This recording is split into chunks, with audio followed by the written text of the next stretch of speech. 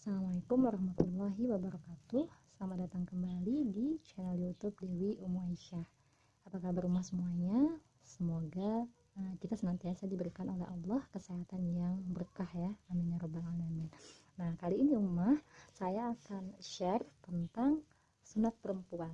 Nah, ada apa dengan sunat perempuan? Selain karena ini juga lagi booming ya, dibahas di sampai ke tingkat internasional gitu. Jadi tentang sunat perempuan ini sudah menjadi pembahasan di tingkat internasional ya Ummah ya. Selain itu juga saya punya pengalaman sendiri tentang sunat perempuan ini tadi. Nah, jadi Ummah,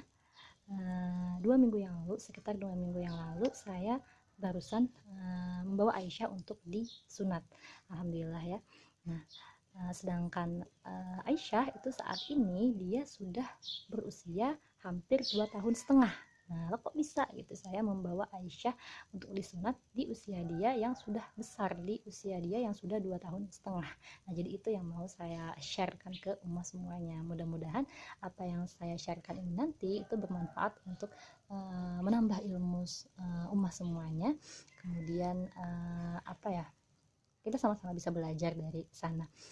Pertama ya Ummah ya, sebelumnya saya dulu memang memutuskan untuk tidak menyunat Aisyah atau tidak mengkhitan Aisyah. Nah, alasan saya itu karena dipengaruhi oleh pemahaman yang saya dapatkan saat itu. Jadi sebelumnya itu dulu saya membaca sebuah artikel, saya lupa apakah saya membaca atau mendengarkan dari YouTube gitu ya. Jadi di sana itu dijelaskan bahwa sunat perempuan itu terdapat perbedaan di antara para ulama. Ada yang berpendapat bahwa hukumnya itu wajib dan ada yang berpendapat bahwa hukumnya itu sunnah. Kemudian lagi ditambahkan di sana penjelasan bahwa jika kita memutuskan untuk menyunat anak kita gitu, jika anak perempuan itu disunat, maka itu akan berpengaruh terhadap terhadap syahwatnya si anak gitu. Yang berpengaruh di sana itu dalam artian negatif Ummah. Jadi maksudnya syahwat anak kita itu syahwat si anak perempuan ini akan berkurang. Jadi dia tidak akan maksimal dalam dalam menikmati hubungan jima itu tadi, dalam menikmati hubungan suami istri itu tadi, yang berarti pada akhirnya itu akan berpengaruh terhadap kemaksimalan dia melayani suaminya, karena kan dia kurang menikmati di sana. Nah, jadi setelah saya membaca artikel tersebut, saya memutuskan untuk berarti Aisyah lebih baik gak disunat gitu, agar nanti dia bisa maksimal gitu dalam melayani suaminya. Nah, saya beralasan seperti itu. Dan itulah kelalaian saya, itulah kesalahan saya. Saya mengambil kesimpulan sendiri ya Ummah. Harusnya setelah saya membaca artikel tersebut, saya bertanya gitu kepada ustadz yang paham tentang hal itu, bukan menyimpulkan sendiri. Nah, jadi itu ya Ummah ya, yang pertama yang harus sama-sama kita ambil hikmahnya gitu. Jadi dalam belajar gitu, kita nggak cukup hanya dengan membaca buku tanpa berguru gitu. Apalagi saat ini ya.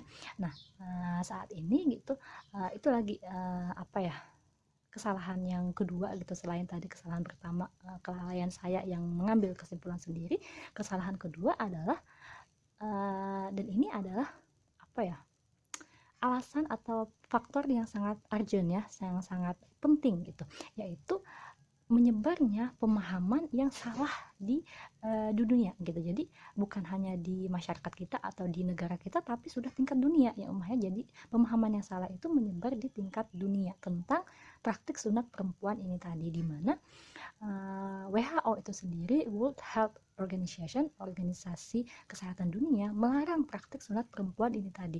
Nah, kenapa mereka melarang?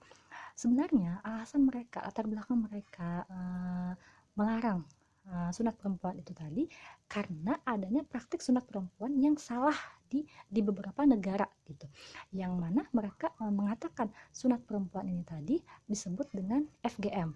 Apa itu FGM? FGM adalah female genital mutilation. Nah, jadi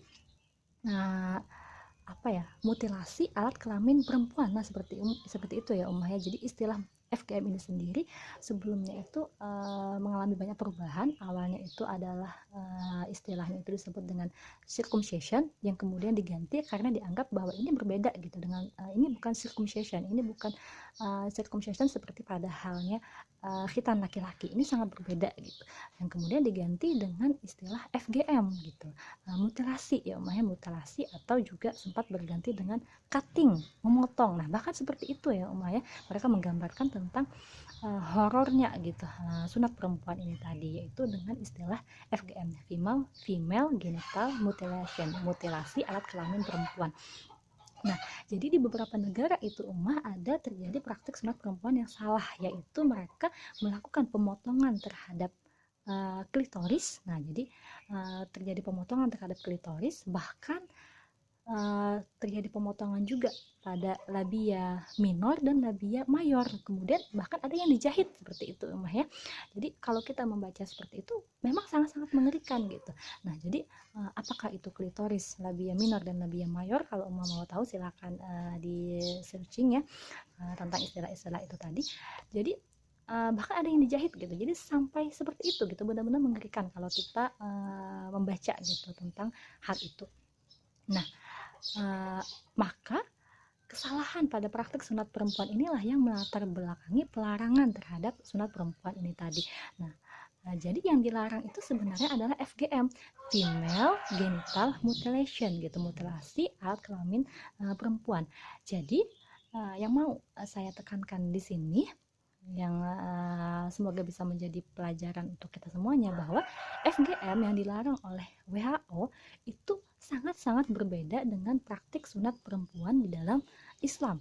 Nah, karena praktik sunat perempuan di dalam Islam itu ya hanya memotong sebagian kecil kulit yang menutupi klitoris. Nah, jadi memotong klitoris saja enggak gitu, dia hanya memotong sebagian kecil kulit yang menutupi klitoris. Nah, jadi dalam Islam itu nggak ada pemotongan terhadap klitoris, apalagi labia minor dan labia mayor. Nah, jadi sangat jelas berbeda ya apa yang dilarang oleh WHO ini dengan praktik sunat perempuan di dalam Islam. Namun sayangnya ya pelarangan itu telah generalisasi, telah disamaratakan umum gitu. Nyatanya kita bisa lihat di lapangan kalau misalnya kita membawa anak kita kepada para nakes gitu, kemudian kita meminta atau menyampaikan bahwa kita mau menyunat anak perempuan kita, maka yang kita dapati di lapangan para nakes itu menolak, mereka tidak mengizinkan kita untuk menyunat anak perempuan kita. Maksudnya mungkin bukan tidak mengizinkan, tapi mereka tidak melakukan gitu, mereka tidak akan melakukan hal itu karena memang itu yang mereka dapati dari instansi pendidikan gitu. Jadi pemahaman itulah yang diberikan gitu di pendidikan, dan pelarangan itu memang oleh WHO gitu, yang tadi itu salahnya pelarangan itu digeneralisasi, disamaratakan gitu ya ya.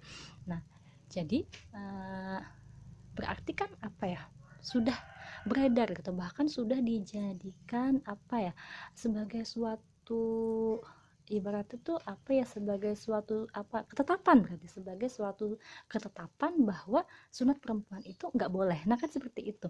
Jadi sebenarnya ya titik poinnya di sini bukan soal apakah kita menyunat anak kita ataukah tidak. Sebenarnya itu memang adalah pilihan kita gitu ya. Kita silahkan gitu kalau misalnya kita memilih untuk tidak menyunat anak kita, tapi titik poinnya itu adalah alasan kita dibalik option kita itu tadi, dibalik pilihan kita itu tadi. Kalau misalnya kita memilih untuk tidak menyunat anak kita karena kita berdalil, karena kita meyakini dengan pendapat ulama yang mengatakan bahwa sunat perempuan itu sunnah, it's okay gitu. Karena kan memang sunnah atau mandub itu berarti bahwa kita tidak berdosa kalau kita tidak melakukannya gitu. Nah, yang salah adalah kalau kita memilih untuk tidak melakukan sunat perempuan ini tadi karena kita menganggap bahwa sunat perempuan itu buruk gitu untuk anak kita gitu. Nah, berarti kan di sini kita sudah melakukan gitu, memilih untuk melakukan atau tidak terhadap aturan atau ajaran Islam itu berdasarkan asas manfaat gitu. Sedangkan kita nggak boleh melakukan ajaran atau syariat Islam itu berdasarkan asas manfaat, tapi harus berdasarkan ketaatan kita kepada Allah gitu. Jadi kalau misalnya kita melakukan atau memilih untuk tidak melakukan ajaran Islam itu berdasarkan asas manfaat, maka bisa jadi akan kita dapati ajaran Islam itu tadi yang misalnya sesuatu itu diharamkan oleh Allah.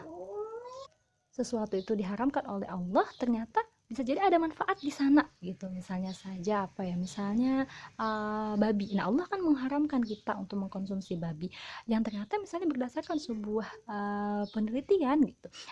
Babi ini uh, apa ya memiliki manfaat, misalnya kulitnya bermanfaat untuk kecantikan misalnya seperti itu. Nah, jadi karena kita mendapati manfaat di sana, maka kita memilih untuk mengambilnya gitu sebagai alat kosmetik kita. Kan nggak seperti itu. Jadi penilaian kita gitu, syariat Islam itu tidak berdasarkan penilaian kita, tidak berdasarkan asas manfaat gitu, tapi berdasarkan memang itulah aturan Islam gitu. Jadi kita melaksanakannya murni berdasarkan ketaatan kita kepada Allah, bukan berdasarkan ada atau tidaknya manfaat di sana. Nah, jadi itulah ya Umaya yang sama-sama saya harapkan bisa kita ambil pelajarannya, termasuk untuk para nakes juga gitu. Nah, harusnya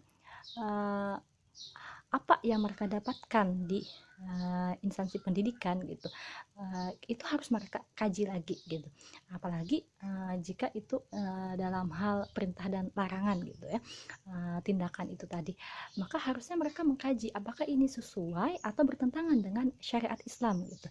Nah, jadi segala sesuatu ya Ummah ya, baik itu pendidikan gitu, sains atau misalnya budaya atau mungkin kemajuan teknologi seperti itu, harusnya itu kita standarkan dengan syariat Islam, apakah dia bertentangan atau tidak dengan syariat Islam. Jadi bukan syariat Islam yang harus menyesuaikan terhadap sains, terhadap teknologi atau budaya, tapi mereka lah yang harus menyesuaikan dengan syariat Islam. Nah, harusnya seperti itu ya Ummah. Jadi harusnya para nakes itu tadi dengan sistem pendidikan kita saat ini, sistem pendidikan kita saat ini yang tidak sesuai dengan ajaran Islam, sesuai dengan syariat Islam, maka mereka harus mengkaji gitu, apakah ini sudah sesuai dengan syariat Islam atau tidak. Jadi bukan menelan mentah-mentah. Nah, bukan seperti itu ya Ummah ya.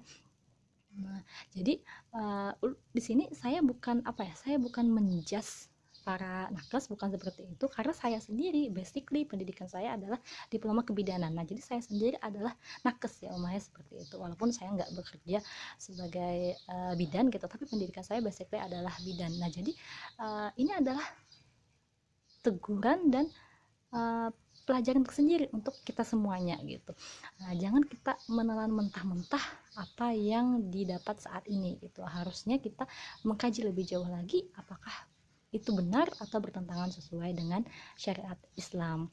Nah, jadi Rasulullah sendiri ya tentang sunat perempuan, Rasulullah sendiri bersabda di dalam hadis riwayat Abu Daud, di sana Rasulullah memerintahkan kepada Ummu Atiyah. Ummu Atiyah itu adalah tukang khitan perempuan, Ummu Atiyah radhiyallahu anha. Jadi beliau bersabda yang artinya jangan berlebihan dalam mengkhitan, karena itu akan lebih nikmat dalam berjima dan lebih disenangi suami. Nah, jadi Rasulullah itu telah menyuruh kita untuk mengkhitan anak perempuan kita, tapi beliau tidak menyuruh begitu saja gitu. Beliau meninggalkan gitu, beliau menjelaskan teknisinya. Nah, itulah ya Ummah, Islam itu adalah agama yang sempurna. Jadi kita tidak dibiarkan begitu saja dengan perintah dan larangan, tapi pasti ada teknisi di sana. Dan Islam itu adalah agama yang rahmat bagi seluruh alam. Jadi dia adalah agama dari sang pencipta, maka tentu si sang pencipta ini yang lebih tahu tentang kita, yang lebih tahu yang terbaik untuk kita. Jadi ajarannya pasti membawa manfaat bagi kita, pasti membawa kemaslahatan bagi kita. Nah, itu ya Umah yang mau saya sharekan, semoga bermanfaat. Saya tutup. Assalamualaikum warahmatullahi wabarakatuh.